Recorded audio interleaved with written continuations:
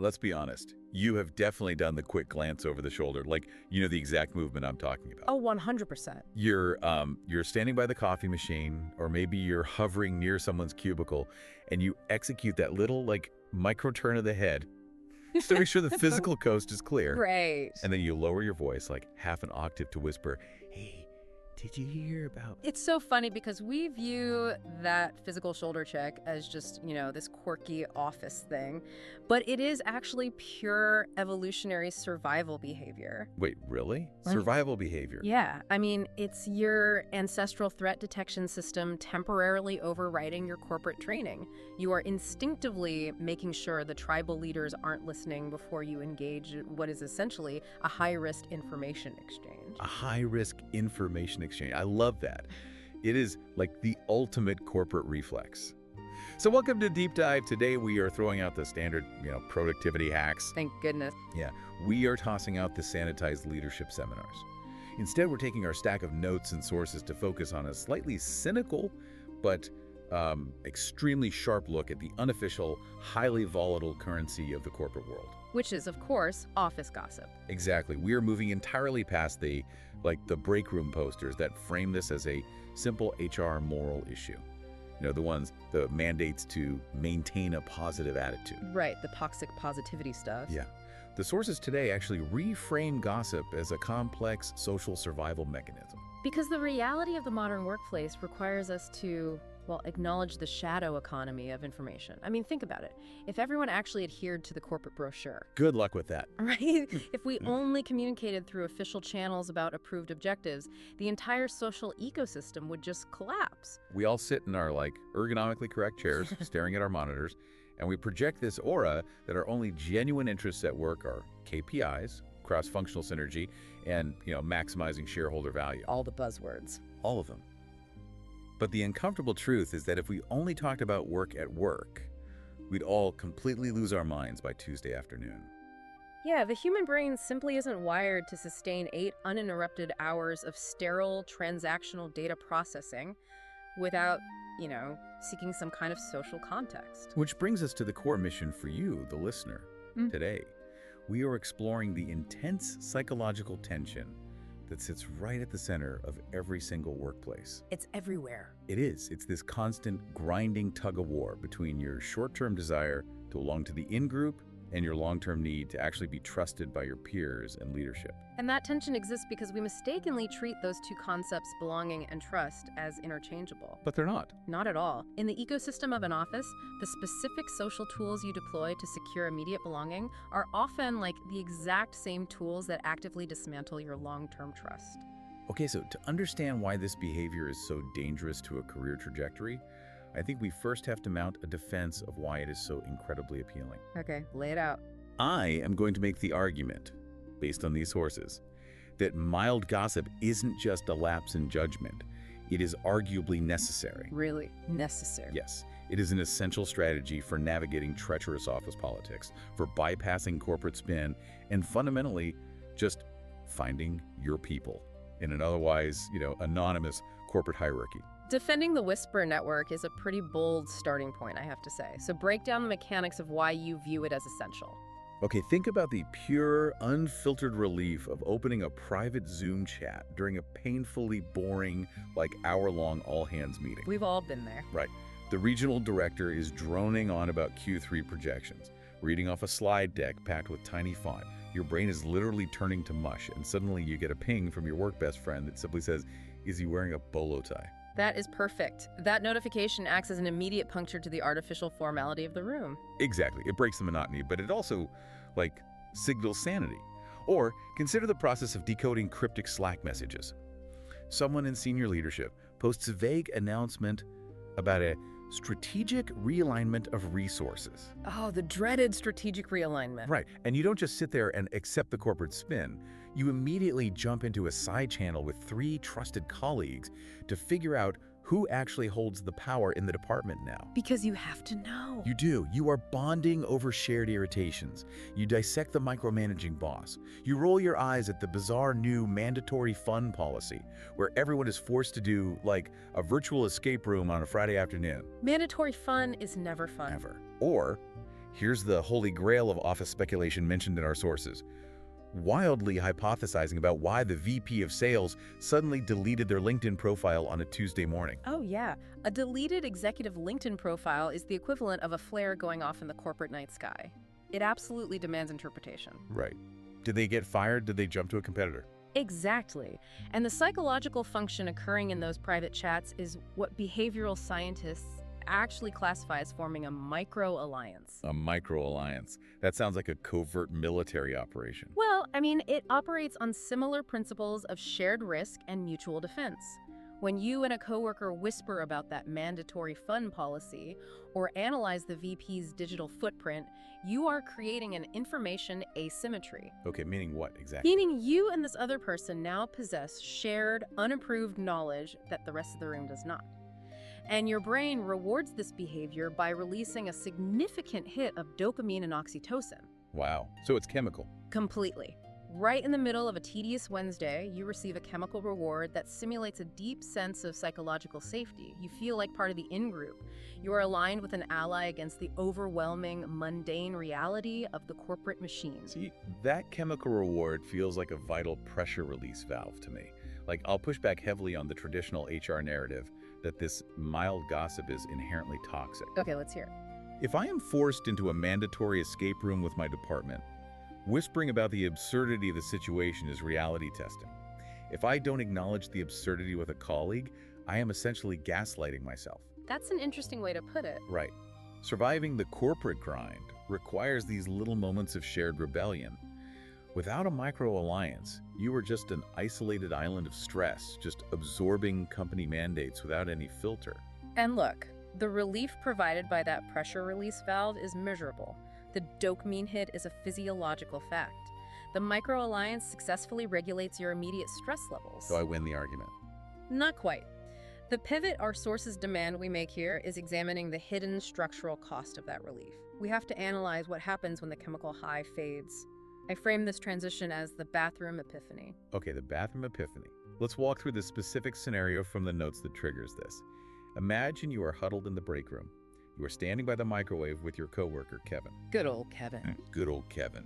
And you are both dissecting how Sarah, another colleague, completely bombed the morning pitch. Just tearing it apart. Brutally. It was a disaster. She lost the client's attention, the slides were out of order, and you and Kevin are just ruthlessly picking the performance apart while your oatmeal heats up. So analyze your internal state in that exact moment by the microwave. Oh, I am feeling incredibly secure. I am riding the high of the micro-alliance. Kevin and I are unified. We are the competent ones who recognize the incompetence in the room. The social glue feels like it is set permanently. Right. And the trap is perfectly laid. Yep. The conversation ends, the microwave beeps, you grab your coffee or your oatmeal, and you walk away down the hall to the bathroom. You push the door open, the heavy door swings shut behind you, the tile echoes, and the dopamine abruptly drops off. Just crashes. A sudden cold dread hits your stomach. Because you look in the mirror and the realization lands.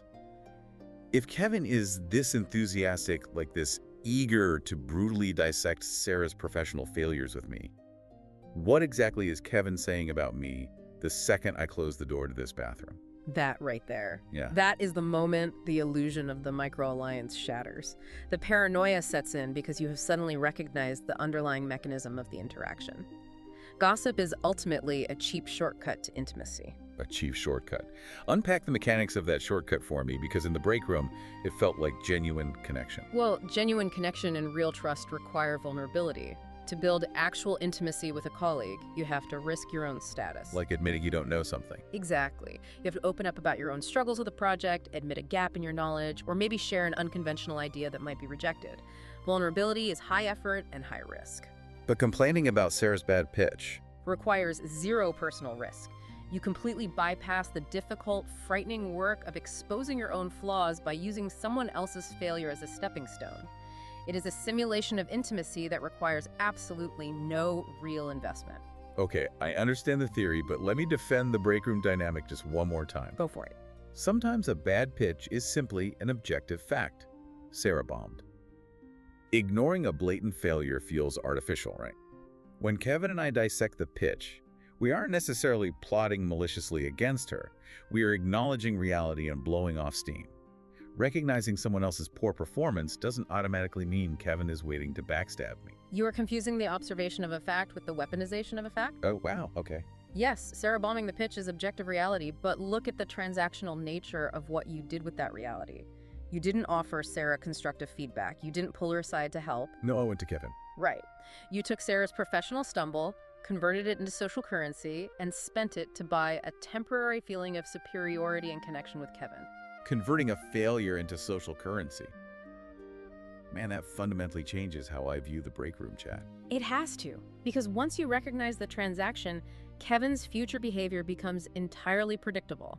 If Kevin willingly accepts that currency from you, if he is happy to trade Sarah's reputation for a moment of bonding, he operates in a transactional marketplace. So I'm next.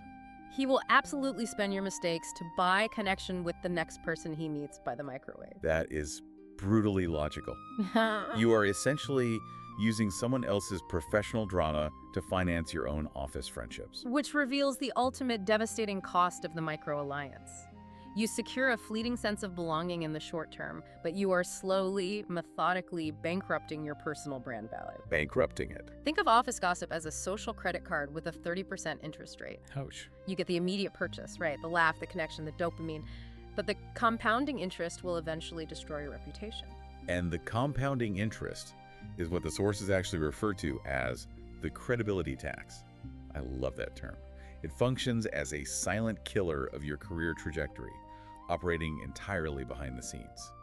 The paradox of office gossip reaches its absolute peak here. The exact behavior that makes you feel like an insider among your peers is the behavior that permanently excludes you from actual leadership. Yeah, the sources highlight an incredibly sharp analogy to illustrate this, the tea metaphor. In modern parlance, sharing juicy gossip is, spilling the tea. Right, spilling the tea. Everyone in the office loves the person who always has the tea. They're like the center of gravity in the break room. They appear to be the center of gravity, but the dynamic is deeply deceptive. When you establish yourself as the person who always has the tea, people will eagerly flock to your desk. I want the tea. They will enthusiastically drink the tea, they will prioritize your private Slack messages, but they will never, under any circumstances, trust you with anything of actual substance. That is such a harsh reality check. You become viewed not as a highly connected insider, but as a walking liability. Consider how executive leadership evaluates talent for promotion. Management does not just measure your KPI output. They measure your predictability and your capacity for discretion. Discretion is huge. Massive. They Yeah. experience massive cognitive dissonance when they look at a high-performing employee who is also the hub of the Whisper network. Leadership values stability above almost anything else. So if you're the gossip, If you demonstrate that you cannot be trusted to protect the baseline reputation of your peers, how can a manager trust you with sensitive Q4 budget adjustments? How can they bring you into a closed-door strategy session? they can't. They just can't. The realization is that you are basically living an illusion. You feel like a kingmaker because you hold all the narrative strings, but of the people who actually write the checks, you are just the court jester. The office entertainment. Yeah, the entertainer. Every single time you drop an unverified rumor about the marketing department's restructuring or eagerly speculate on that deleted LinkedIn profile, you are actively swiping that high-interest credit card. You are paying the credibility tax. Management registers you as a vector for instability. This forces a direct confrontation with your own daily habits, honestly. You have to weigh the actual mathematics of these interactions. Really do. Like we all sit in those mind-numbing Wednesday all-hands meetings. The urge to send that private ping mocking the bolo tie is overwhelming. I get it. But is a 5-second hit of dopamine and social validation in a private window actually worth financing with your long-term professional credibility? The calculus comes down to prioritizing long-term survival over short-term comfort. The cheap shortcut always carries a premium penalty. Always. So when you are hovering by the cubicle, lowering your voice to dissect someone else's misstep, you have to ask yourself if you are genuinely building a professional network or if you are simply handing your coworkers a perfectly logical reason to isolate you when you inevitably make a mistake. Because if you demonstrate that you will do it with them, you prove that you will do it to them. That is the inescapable mechanism of trust. And there is a profound synthesis of this entire debate found in our notes. The author distills the complex psychology of workplace dynamics into a single razor-sharp metric for evaluating your interactions. I know exactly which quote you're about to drop. It states, real connection doesn't require a victim. Real connection doesn't require a victim. Man, that completely reframes the goal of office communication. It demands an evolution in how we operate.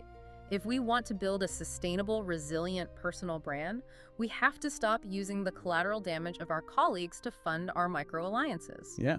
True professional trust is built on shared goals, mutual support in the face of actual corporate challenges, and the willingness to risk vulnerability without requiring a scapegoat. Okay, so my challenge for you, the listener, this week is to audit your own social economy. Review your private Slack channels, monitor your break room whispers, and take a hard, objective look at the specific currency you are using to maintain your micro-alliances. Ask yourself the hard questions. Right. Are you secretly paying a massive credibility tax?